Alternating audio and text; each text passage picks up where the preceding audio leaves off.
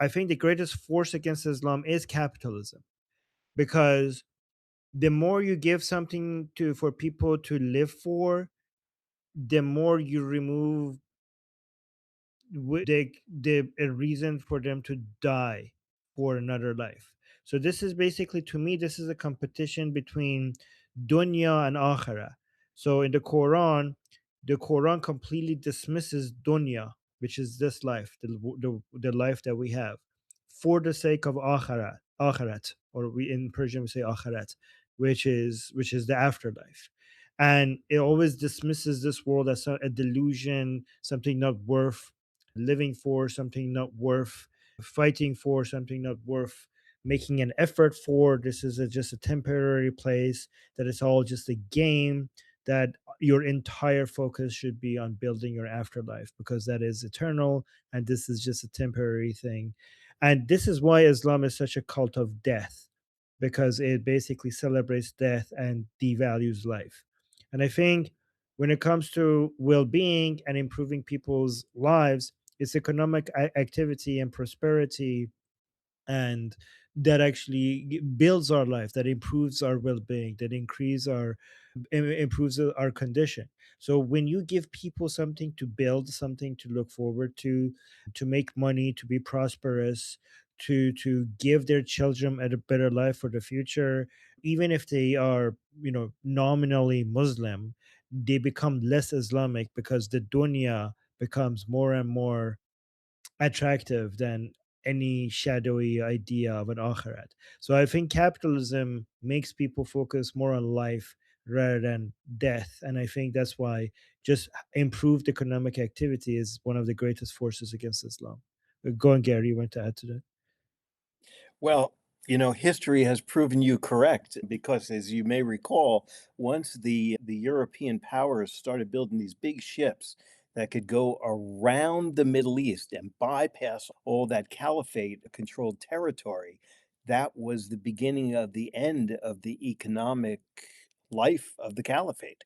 And now, once Iran comes back into the picture, it becomes that hub of activity between Eastern Europe all the way to Eastern India. Because now that whole discussion about the US pivoting to China is a pipe dream that you don't even have to think about, because India, Tajikistan took the two air bases that the US built in preparation for the invasion of Afghanistan. They built a third one. They're all 3.5 miles long, each of the runways that they have. They can be in China in about 6.5 minutes. Who needs to put boats around China?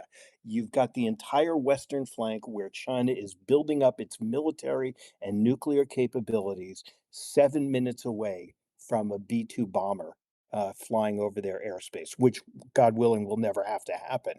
But this economic cooperation, in my Substack, I call it that crescent from Israel to India.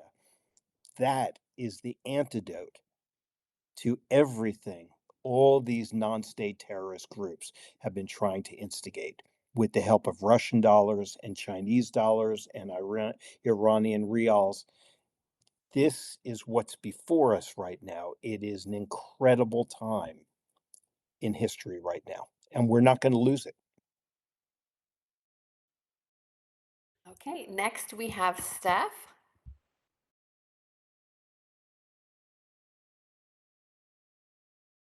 Oh, hello. Hello. Steph? Hi. Can you hear me or no? No? You can't hear Yeah, me? go ahead. Yeah, Oh, we you can can't. hear you. Sorry. Oh, I'm on a crap earphone. Okay. Oh my God, my question. I had three and they're not related, so maybe I should just pick one. One, just did you hear about the murder of the Tehran creator and producer in Athens this weekend by most likely by the IRGC? It's like very No. disturbing. You haven't heard about this? No. Oh my God. You mean the Tehran serial? Okay, so there's a Sorry. TV Yes. series and it's yeah. Yes.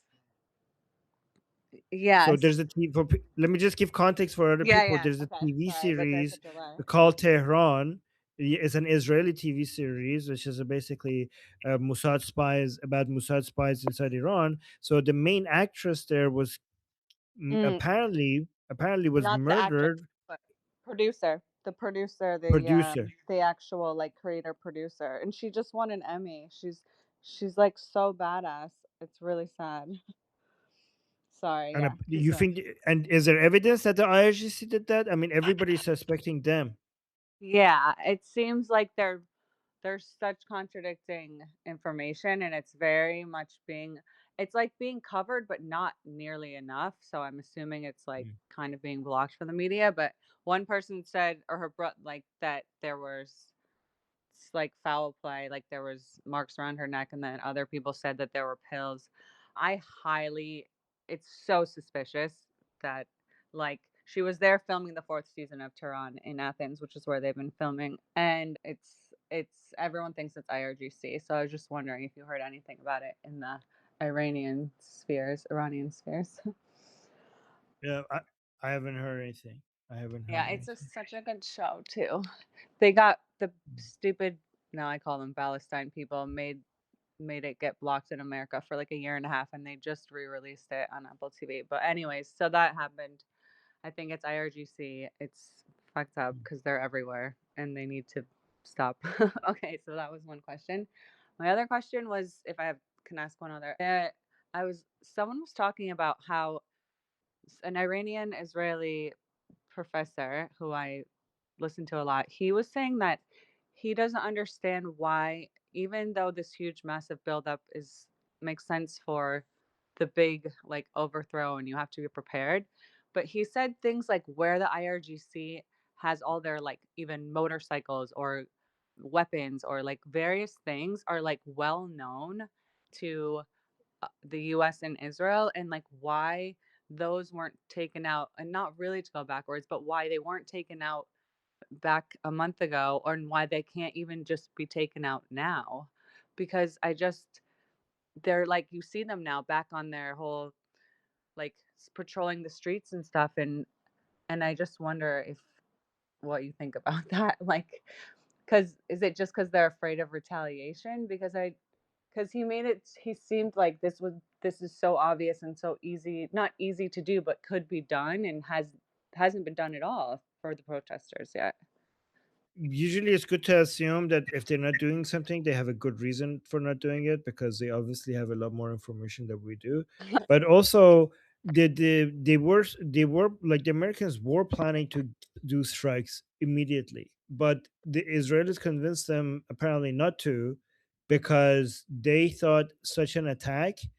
I mean, remember, it's not just about military capital; it's also about political capital, right? Mm, That you need to have, right? So if mhm. Americans did do any form of a strike, and then which wouldn't have resulted a limited symbolic strike that would have given maybe the Iranian people a little bit of a help, but wouldn't have toppled the regime, that would be the entirety of the political capital they had to spend on some strikes without it producing any results, and then that would be the end of it because it didn't. Not only that, it's a form of strikes that doesn't actually uh, demonstrate. It could drag, it didn't fall, it didn't make the Islamic Republic fall, Right. but then, and it doesn't demonstrate any benefit to the Americans because the Islamic Republic did not fall. Yeah, I keep forgetting we So have to care about the Americans as an American. Like, I just want to save you're lives, but American yourself, yeah. Yeah. I know. So I mean, as an American taxpayer, you would be like, okay, why did we exactly do that? Like, we didn't top, like, the regime is not toppled, they're still oppressing their people. And now the Islamic Republic is retaliating, so we're involved. You basically risk us getting involved into something without actually any meaningful outcome, right? And I mean, Yeah, even by we that like point, a lot of Iranians will start oh, getting sorry. angry regarding how symbolic and limited that attack was. So You, you Israel know is how like like Israel. Mossad does. Oh, sorry. Yeah, This no, go ahead. delay is so bad. Go ahead. No, I'm just saying that Israel was like, if we're gonna go in, let's do it right. Like, let's finish the job. Let's make sure that we Which topple the I regime. So that's why support they're that. preparing for Okay. something bigger. Yeah. Yeah, I guess I was just, you know how we've seen like the gas spills or fires or like those things like that that aren't, I don't know, I'm assuming they're CIA or Mossad or someone, but like if we like took out one of, I guess this is all theoretical. I just seems like now that I'm like seeing them supposedly kind of going on this second round of murder, like we could get rid of like those kind of strikes don't mean that we're not doing anything else. And honestly, like America, I don't even think would notice. So I just wonder. And I also heard something So positive. I'll just add that, and I hope it's true, that the major thing that they're preparing for, this could just totally be just conspiracy, is like a, it's like a massive cyber, not cyber, but like more than cyber, that like can take out so much of the threat, and that's So, why they haven't Steph, done. I don't know how because I think there are other people on the list. I don't know. BT, could you put the That's all. list No, in that the was my other yeah question. yeah. Sorry. But That's all. no, that's okay. That's okay. But what was your last point? If you heard anything more about like the fact that actually like it could, the delay could also be related to like this massive cyber attack that America is hopefully planning, not in like a to expose it way, but just trying to I think underpin. cyber is Yeah, going to be part of it, but they're preparing part for of so much more, and it. they don't want to give the Islamic Republic the impression that there's no room for negotiation, because the Islamic Republic might want to start the war earlier if they realize that there's no way out of this, and that would reduce like the ability for the United States to start the war with full preparation. So basically, doing anything earlier would basically mean that the war will, like, because it's not that you could just do a limited strike and then sit back and then nothing happens. A limited strike means that maybe the Islamic Republic will basically start the full scale war, which then will basically, it starts a chain reaction that everything will just get started, and then the 11 countries that I mentioned in the region are not yet ready to be defended. That Does that makes make a lot sense? of sense. Yeah, that makes a lot of Right. sense. Thanks. Thanks for explaining. Right. Yeah, no, thank you, good question. Okay, next we have Aymeric. Aymeric? Yes, do you hear me? Okay, Yes. okay. So glad to be here. Thank you for hosting this. So I'm French Iranian. I'm training in medical school to become a doctor. And so I have a question about the situation of healthcare in Iran. So I was hearing what you said before on the role the Iranian diaspora may take when the regime falls. And I was wondering, like, for someone like me who would like to help, what would be the better position for me between re-immigrate and taking part in rebuilding the healthcare system with the Iranians, or should I stay in the West where I was trained and develop, how can I say it, cooperation between European countries, Western countries, and Iran? Okay. First of all, the way you're speaking seems like you have not a, you're for you, like, what about your own preferences? Like, is that not at all part of the equation, like where you prefer to live? Like, So I I'm just haven't. really impressed by how dedicated you, and you just seem so dedicated to just do the most useful thing, as if like you yourself has no, like, your decisions, your priorities doesn't matter at all. Like, what about yourself? Well, I haven't have planned my life after finishing my doctorate, so Okay. I'm willing to adapt, So Wow. it may evolve with the evolution I'm going through with my studies, but I, if I try to I plan really ahead. admire you, man. Thank you, thank you. I really. So what's your opinion on this? Is How good is your Persian? bad. I train a lot, but it's difficult to take time to study the language, and I still have a lot to do, and I still have to learn the medical vocabulary in Persian. Is And is it possible for you to have one foot in Iran and one foot in France and just keep going and, basically being the bridge between the two, like the medical community between Iran and France, like being like somebody that goes to France and brings, doctors and nurses to. So, for example, my father is a heart surgeon, right? And he's inside Iran, right? So he does. So one thing he does, he takes his entire staff from Iran and he basically takes them to other countries to observe, the different methods that people do, the protocols that they have. So he doesn't just teach them. He takes in his entire nurse group, his entire, like, I don't know, the other people who will do different things in the surgery room. He takes the entire crew with him to different countries, and they participate in, like, surgeries, and they observe and they take notes, and they go back to Iran, and then he does joint, I don't know, whatever. I mean, I don't know the technical things with joint surgeries or stuff, but, like, he invites people from other countries to inside Iran to observe something that they're doing inside Iran, or to watch them do it, and then other people will be there to ask questions, take notes. So there's a lot of joint, upper, like, surgeries and stuff that he does with, doctors from other countries, just not just for his own training, but also for to train. Like, he has this project of, like, trying to train a whole new generation of surgeons that follow his model and are inspired by him. Like, would you be able to maybe do something like that, like, where you be the bridge between Iran and other countries, and basically connect the medical staff, and when it comes to training and protocols and observe. I mean, by the way, the Iranian medical community is very advanced because of the universities that Muhammad Reza Shah built. My father has been responsible for some really, like, a lot of new techniques when it comes to heart surgery that has been new, not in Iran but in the world.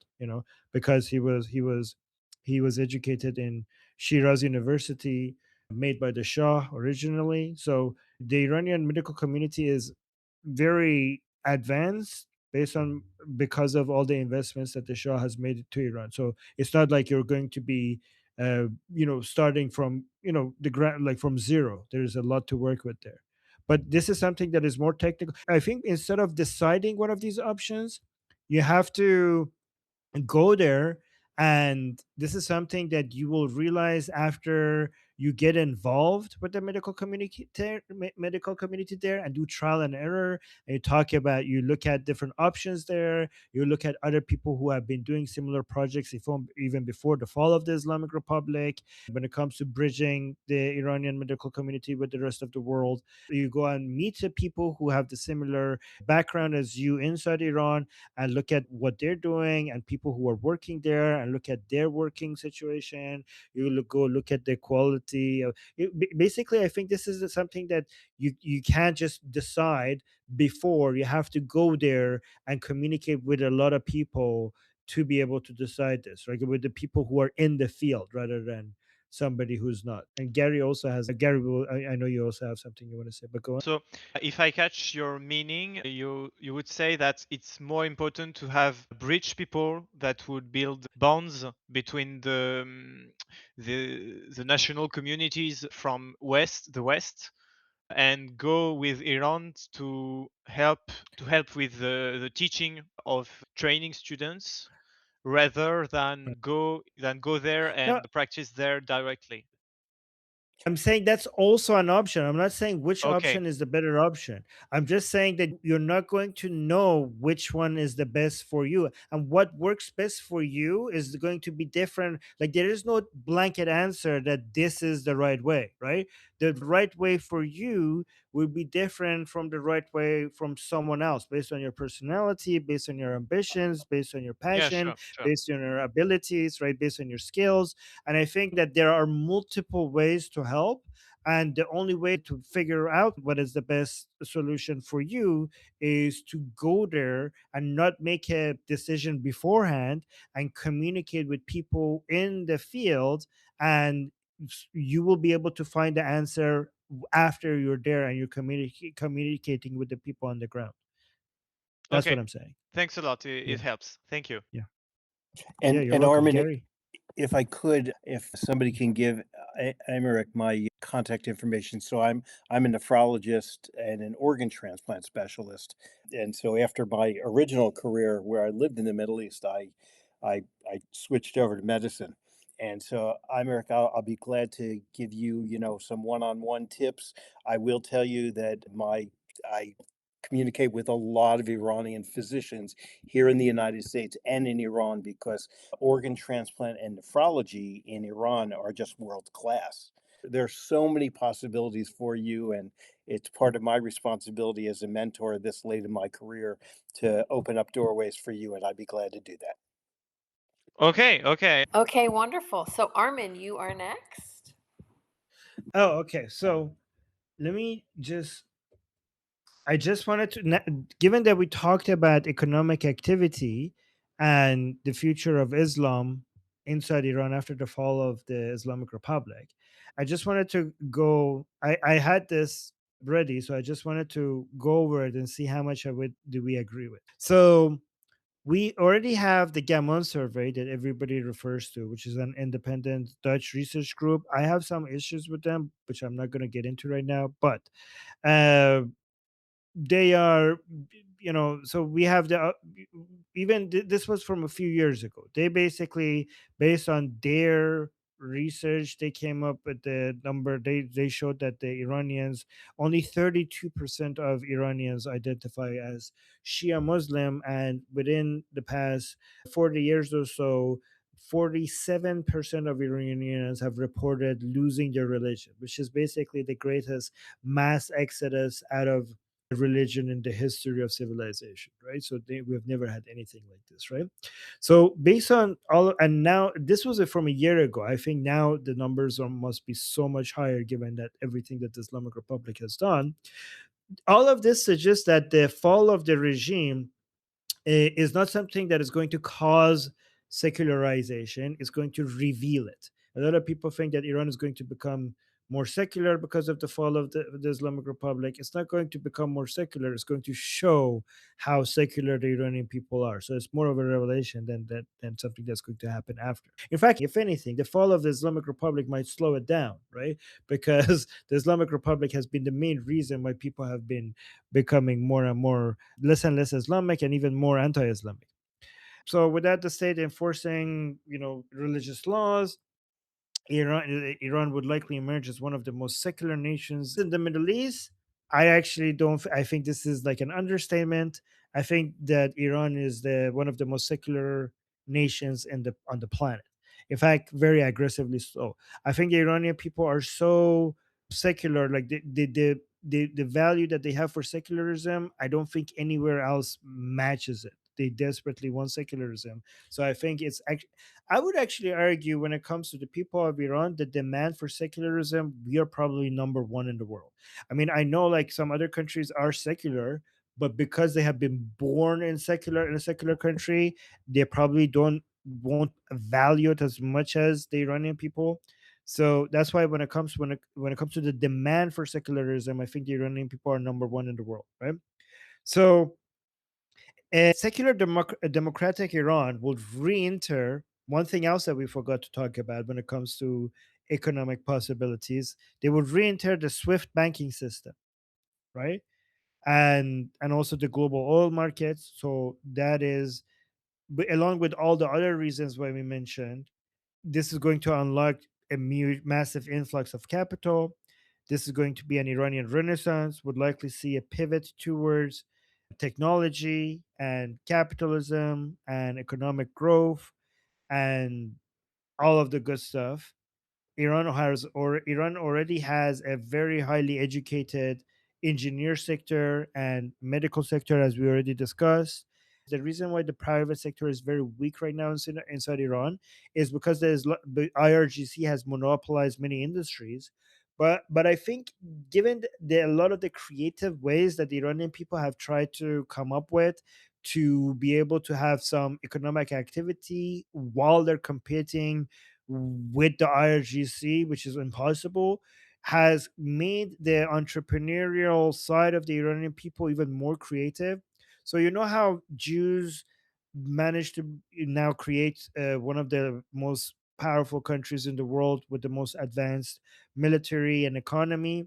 A lot of that comes from hundreds and hundreds of years of having to work with very difficult conditions where the whole world was against them. So that the creativity that they had to come up with to be able to survive in that world made the Jewish people come up with a culture and the strategic mindset that now in this modern world has given them all the opportunities to get ahead of the rest of the world. The ways that the Iranian people had to survive from a business perspective under the IRGC, I think has also made, like, once you basically remove that barrier, there's so much eagerness for business activity without that obstacle in their way, that we're going to see a lot of entrepreneurial activity, right? So all of that, the opportunities that you're going to see unlocked there will even distract so many even more religious minded people away from religion, in my opinion, as we usually see, and focus on making money and providing for their family. I do also want to talk about some other countries. I don't know if I have time. Let me just talk. I'll do that maybe later. So, because I want to talk about how this is, from a religious perspective, from an Islamic perspective, how this is going to influence Iraq, Lebanon, Saudi Arabia, and Israel. But given that I'm just going to raise my hand for the next time that this gets back to me, because I think I already talked a lot. But I do want to also talk about the influence that this is going to have on the other countries in the region, but with the focus on Islam. So Next, we once I have get a chance Sabina. again. I had two quick questions. Hopefully, they're quick. I saw something today about there's a tradition or custom in Iran, like on the 40th day of like mourning, and that has something to do with, I guess, like uprisings that are like happening currently. That it's like the 40th day after like previous like massacre, I guess, that happened, and like what that custom was. And the other question was, I saw a prominent like podcaster like interview like Masi Alinejad, if that's how you pronounce her name, and I couldn't remember what the issue, I guess, with her was, and just those two. So yeah, so it's called the Chelom in Iran. There's a tradition after somebody dies, after 40 days, they have the 40th day memorial for that person. And in Iran, because that's a tradition that we have for many years now, when the Islamic Republic kills people in high numbers, the 40th day memorial, which is the Chelom, turns into an act of revolution itself, because a lot of people come to for the memorial of the fallen, and many people beyond the families of those people would join the memorial and turn that gathering into an act of protest and resistance against the Islamic Republic. So that's what usually happens in the 40th day memorial for the fallen. So because the massacre happened of the Iranian people happened, early January, in different days. These days are the days that are supposed to be the 40th day anniversary of that. So that's why you're seeing a lot of people in this, that you're seeing now more protest activity against the regime happening. She considers Princess of Pahlavi to be a threat. She sees herself as a competitor to Princess of Pahlavi when it comes to being representing and being the voice of the Iranian people. Even after the Iranian people in the millions came out and give their lives to be able to call Princess of Pahlavi's name in the streets of Iran, she continues to go around and try to speak on their behalf without mentioning his name, and even actively censoring those voices. For example, when the Iranian people were protesting inside Iran early January, right before the internet was cut, the immediate thing that everybody noticed was that most of the chants are in support of Princess of Pahlavi and saying Javid Shah and Pahlavi will return. And she was basically posting videos from the protests in Iran on her X account and her Instagram, but she purposefully would cherry pick and not include the ones that say Javid Shah or Pahlavi will return. She would only post the ones that said death to dictator, death to Khamenei, and any chants that did not include that, which a lot of Iranian people were calling out. There are many examples of all the things that she did against the Iranian people and trying to censor their voices and trying to represent herself as the true leader.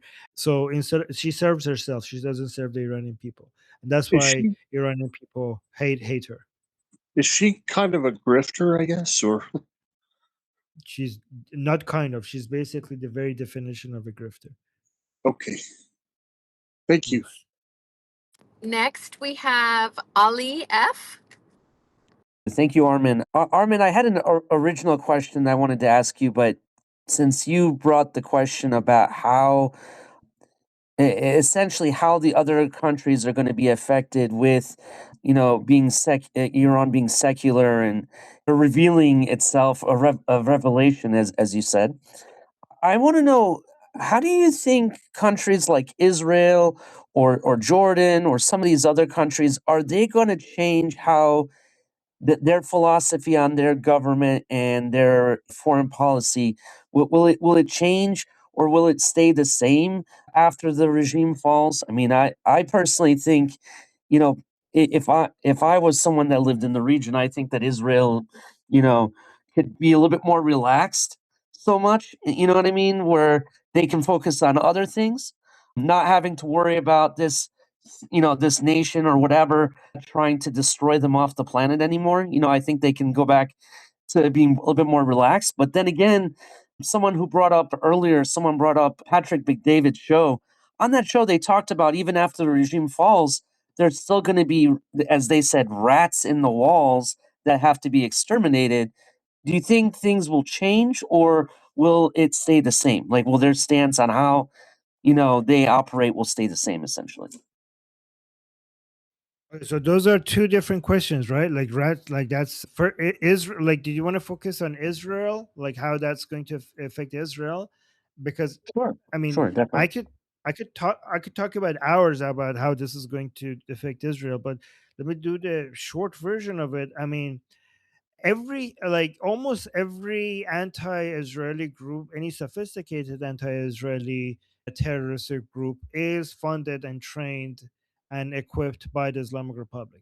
So I'm not suggesting that with the fall of the Islamic Republic there is going to be zero threats to Israel, but you could imagine how much less is going to be. Like, honestly, I don't know if Israelis have eh, you know imagine that in their mind. We're talking about a world that that there is very little threats against Israel, like compared to Mhm. what we have right now. Like, Hamas would not be able to do anything that it does without the support. I'm pretty. I mean, not that they would lose all their funders, right? But Hamas would Mhm. not be Hamas without the Islamic Republic. Hezbollah wouldn't even exist without the Islamic Republic. Hashd al-Shabi wouldn't exist without the Islamic Republic, right? Mhm. Kataib Kataib Hezbollah, the Kataib groups, all of those groups, none of them would be able to exist without the Islamic Republic. So imagine everything, every single threat that comes at the Israel either not existing or being a fraction of the power that they had before. I think the fall of the Islamic Republic is basically the end of the axis of resistance. It will just be small little terrorist groups here and there, but not anything so globally connected and at the network that they have right now. It would be the end of it. But not only that, I think on top of that, we will have the new government in Iran also be fighting the same people who Israel is fighting. You know how we talk about Israel having the same enemies as the United States, and that's why they're so mutually aligned when it comes to military activities, right? Mhm. I think that's going to be the same thing with Iran. So imagine all of that oil and gas that has been spent on building up Hamas and Hezbollah is now going to the same oil and gas is now not only it's going to be cut, not only is going to be cut and not be funding Hamas and Hezbollah, now it's going to be spent on fighting terrorist groups in the region, which are the same enemies of Israel. And I could anticipate, like, I could basically, I think that there's going to be a lot of given that they have the same enemies. A lot of people are just make the mistake about thinking about the removal of all of that funding towards these terrorist groups, but not that many people think about the addition of all of that funding towards the military, all of that oil and gas going towards the military that would be fighting Israel's enemies as well. So I think the consequences of that is really hard to exaggerate the consequences of that. We're talking about a much more stable Middle East compared to we have what we have right now. Like much more stable. And not only that, that stability is just going to attract, money loves stability, right? Wherever you have stability, capital will just, it's like osmosis. Whenever you have stability somewhere, it just sucks in money into that area whenever you create stability. So this stability is going to bring a lot of economic opportunity in the region, and that money itself. So there's a triple effect: the stopping of the funds to the terrorist groups, the addition of funds towards the military that will be fighting these terrorist groups, and the third, the de-radicalization of young people because of the addition of economic activity. The stability brings economic activity. Economic activity brings de-radicalization. So a lot of these young boys who become terrorists is because they don't get laid, because they can't get a girlfriend, because they can't get a job to start a family. Okay, they don't have these things. Once you bring economic activity, you bring hope for the future. You have something to live for. You basically suffocate these radical groups, not just from money, not just from weapons, but also from the young boys who would be joining these terrorist groups, because now they actually have a store to go around. There's so many customers to sell to. So there's something that occupies their mind, which is, it gives them hope to build their life for the future. So that aspect of it, so it's not just about money and weapons, it's also about the young boys who are now going to be busy doing something else rather than not having any hope for the future, and therefore being radicalized to join these terrorist groups. Okay, we are going to move on the list. We've got a couple more. We want to hurry and make sure we get to everyone. Next, we have Paul.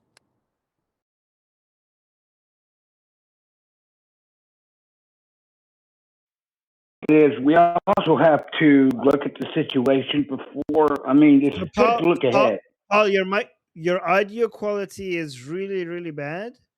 Do you want to How about now? fix that? Okay, just say it shortly. Say it fast, because your audio quality is a little bit, not a little bit, but it's not so good. So try to make it as short as possible. Thank you. Okay. If you thing I want to remind you, if you take a look at the Old Silk Road and the One Belt Road Initiative, they follow the same map. Now, I think what y'all are agreeing on is the infrastructure in which this will bring the Middle East out of where it's been, and I believe it also will Yeah, also I'm not bring about. understanding.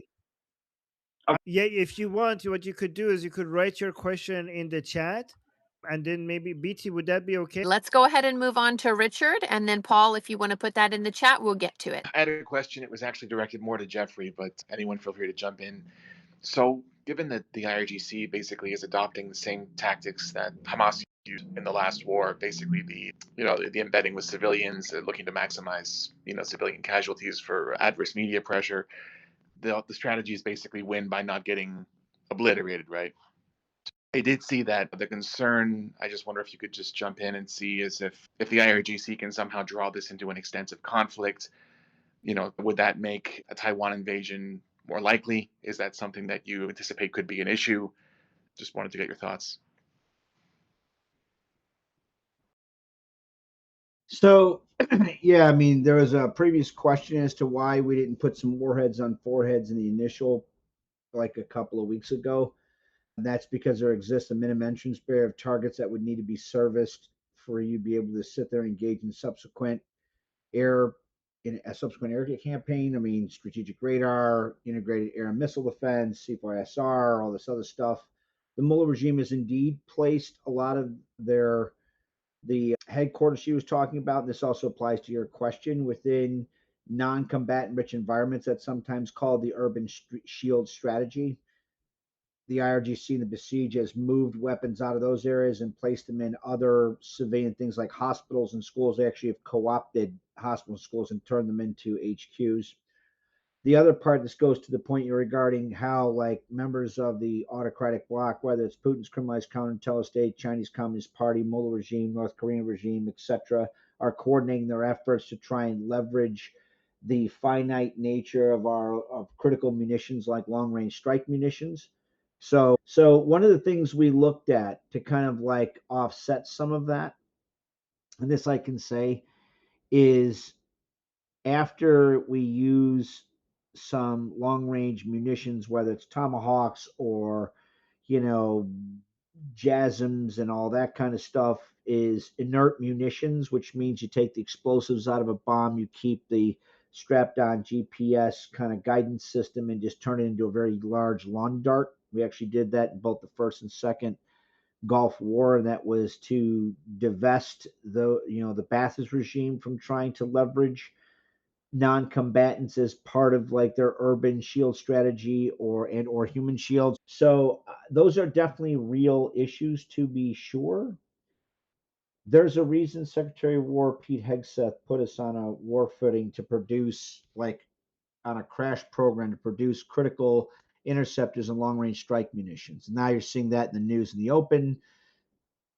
Even with those constraints, and those are some things we obviously have to take into account, which is another reason why we're putting another additional carrier battle group in the area that can service those targets, because now you can use, instead of using more critical long range strike munitions, now you can use a higher sustained tempo from your aircraft carriers and lesser, critical munitions to take out or service said targets. So concern, yes. Does that mean that the Mullah regime doesn't have to go? No, like, they have to go. That piece has to be taken off the board. Not the least of which is that, again, I would contend a lot of analysts, it's a pretty broad consensus amongst analysts that we're in the opening stages of a high intensity world war anyway. And so the chances of turning it off is very low. All of our enemies know that, so they're trying to bleed us out of as much of our capability as they can. You have to weigh relative risk. The Mullah regime is a pseudo-theologically motivated actor. They're absolutely bug nuts crazy, and they are going to pursue nuclear weapons, ballistic missiles, and all the rest of their horrible shit no matter what, which means they got to go. And so we're getting ready to make sure they go. Right? I mean, like, the stuff they're trying at the most recent discussion was like a discussion to discussion. It's all bullshit.